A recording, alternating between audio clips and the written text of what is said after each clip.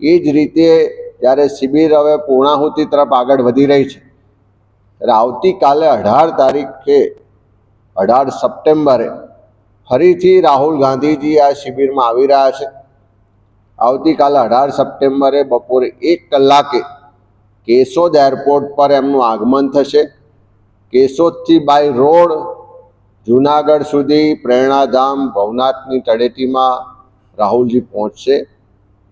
3 કલાક જેટલો સમય શિબિરાર્થીઓ સાથે જિલ્લા પ્રમુખશ્રીઓ સાથે રોકાવાના છે।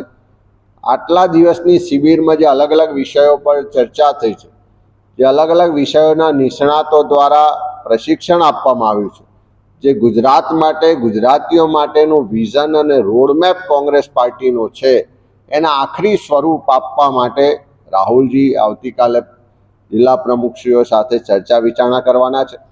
અને પાર્ટીનું આ વખતે બહુ ખૂબ ફોકસ સાથેનું લક્ષ્ય છે કે લોકોના નાનામાં નાના પ્રશ્નોની પર કોંગ્રેસનો કાર્યકર્તા ધ્યાન આપે।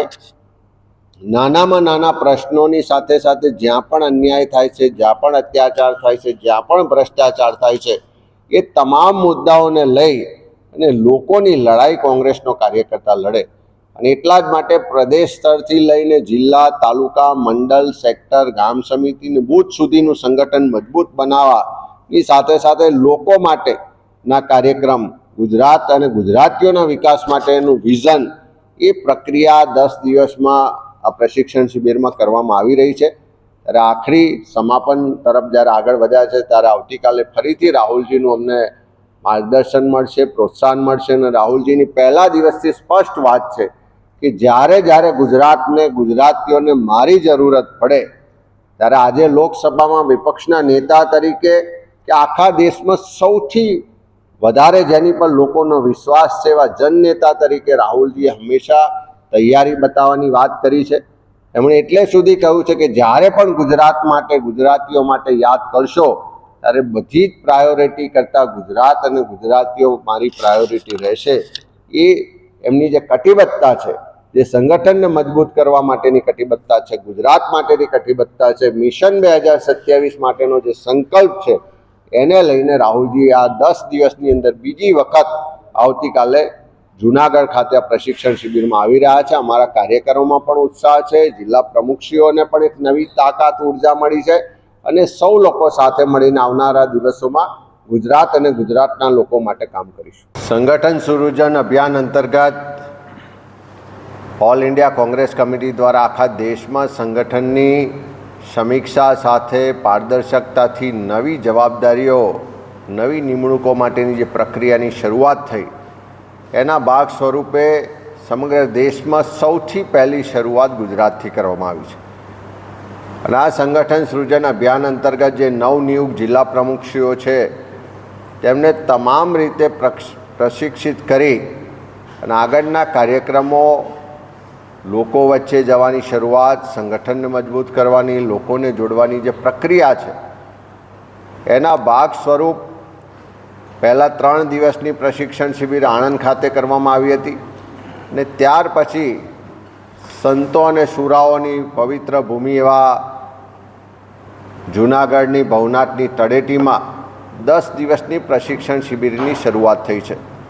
આપ સૌ જાણો છો એમ 10મી સપ્ટેમ્બરના રોજ આના શુભારંભ માટે ઓલ ઇન્ડિયા કોંગ્રેસ કમિટીના અમારા રાષ્ટ્રીય અધ્યક્ષ આદરણીય મલ્લિકાર્જુન ખરગે સાહેબ એમાં ઉપસ્થિત રહીને શિબિરનો શુભારંભ કરાવ્યો હતો ને ત્યાર પછી 12મી તારીખે રાહુલજી પણ આ શિબિરમાં ઉપસ્થિત રહ્યા અને લગભગ 3 કલાક કરતાં વધારે સમય એમણે શિબિરાર્થીઓ સાથે, જિલ્લા પ્રમુખશ્રીઓ સાથે વિતાવ્યો હતો।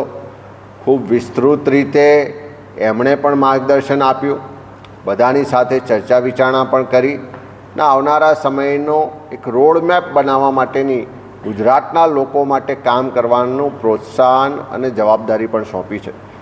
એ જ રીતે જ્યારે શિબિર હવે પૂર્ણાહુતિ તરફ આગળ વધી રહી છે ત્યારે આવતીકાલે 18 સપ્ટેમ્બરે ફરીથી રાહુલ ગાંધીજી આ શિબિરમાં આવી રહ્યા છે। આવતીકાલે 18 સપ્ટેમ્બરે બપોરે 1 કલાકે કેશોદ એરપોર્ટ પર એમનું આગમન થશે। કેશોદથી બાય રોડ જૂનાગઢ સુધી પ્રેરણાધામ ભવનાથની તળેટીમાં રાહુલજી પહોંચશે। 3 કલાક જેટલો સમય શિબિરાર્થીઓ સાથે, જિલ્લા પ્રમુખશ્રીઓ સાથે રોકાવાના છે। આટલા દિવસની શિબિરમાં જે અલગ અલગ વિષયો પર ચર્ચા થઈ છે, જે અલગ અલગ વિષયોના નિષ્ણાતો દ્વારા પ્રશિક્ષણ આપવામાં આવ્યું છે, જે ગુજરાત માટે, ગુજરાતીઓ માટેનું વિઝન અને રોડમેપ કોંગ્રેસ પાર્ટીનો છે, એના આખરી સ્વરૂપ આપવા માટે રાહુલજી આવતીકાલે જિલ્લા પ્રમુખશ્રીઓ સાથે ચર્ચા વિચારણા કરવાના છે। અને પાર્ટીનું આ વખતે બહુ ખૂબ ફોકસ સાથેનું લક્ષ્ય છે કે લોકોના નાનામાં નાના પ્રશ્નોની પર કોંગ્રેસનો કાર્યકર્તા ધ્યાન આપે। નાનામાં નાના પ્રશ્નોની સાથે સાથે જ્યાં પણ અન્યાય થાય છે, જ્યાં પણ અત્યાચાર થાય છે, જ્યાં પણ ભ્રષ્ટાચાર થાય છે, એ તમામ મુદ્દાઓને લઈ અને લોકોની લડાઈ કોંગ્રેસનો કાર્યકર્તા લડે। અને એટલા જ માટે પ્રદેશ સ્તરથી લઈને જિલ્લા, તાલુકા, મંડળ, સેક્ટર, ગામ સમિતિ અને બૂથ સુધીનું સંગઠન મજબૂત બનાવવાની સાથે સાથે લોકો માટેના કાર્યક્રમ, ગુજરાત અને ગુજરાતીઓના વિકાસ માટેનું વિઝન, એ પ્રક્રિયા 10 દિવસમાં આ પ્રશિક્ષણ શિબિરમાં કરવામાં આવી રહી છે। ત્યારે આખરી સમાપન તરફ જ્યારે આગળ વધ્યા છે ત્યારે આવતીકાલે ફરીથી રાહુલજીનું અમને માર્ગદર્શન મળશે, પ્રોત્સાહન મળશે। અને રાહુલજીની પહેલા દિવસથી સ્પષ્ટ વાત છે કે જ્યારે જ્યારે ગુજરાતને, ગુજરાતીઓને મારી જરૂરત પડે ત્યારે આજે લોકસભામાં વિપક્ષના નેતા તરીકે કે આખા દેશમાં સૌથી વધારે જેની પર લોકોનો વિશ્વાસ છે એવા જનનેતા તરીકે રાહુલજીએ હંમેશા તૈયારી બતાવવાની વાત કરી છે। એમણે એટલે સુધી કહ્યું છે કે જ્યારે પણ ગુજરાત માટે, ગુજરાતીઓ માટે યાદ કરશો ત્યારે બધી જ પ્રાયોરિટી કરતાં ગુજરાત અને ગુજરાતીઓ મારી પ્રાયોરિટી રહેશે। એ એમની જે કટિબદ્ધતા છે, જે સંગઠનને મજબૂત કરવા માટેની કટિબદ્ધતા છે, ગુજરાત માટેની કટિબદ્ધતા છે, મિશન 2027 માટેનો જે સંકલ્પ છે, એને લઈને રાહુલજી આ 10 દિવસની અંદર બીજી વખત આવતીકાલે જૂનાગઢ ખાતે આ પ્રશિક્ષણ શિબિરમાં આવી રહ્યા છે। અમારા કાર્યકરોમાં પણ ઉત્સાહ છે, જિલ્લા પ્રમુખશ્રીઓને પણ એક નવી તાકાત, ઉર્જા મળી છે અને સૌ લોકો સાથે મળીને આવનારા દિવસોમાં ગુજરાત અને ગુજરાતના લોકો માટે કામ કરીશું। જેની સાથે અમારા ઓલ ઇન્ડિયા કોંગ્રેસ કમિટીના સંગઠન મહાસચિવ આદરણીય કેસી વેણુગોપાલજી પણ આવે છે। સાથે સાથે રાજ્યસભાના સાંસદ અને ગુજરાત કોંગ્રેસના પ્રભારી એઆઈસીસીના મહાસચિવ આદરણીય મુકુલ વાસનિકજી પણ આવે છે। અને અમારું પ્રદેશનું નેતૃત્વ અને બાકીના આગેવાનો પણ અહીંયા આવતીકાલે એમને આવકારવા માટે ઉપસ્થિત રહેવાના છે।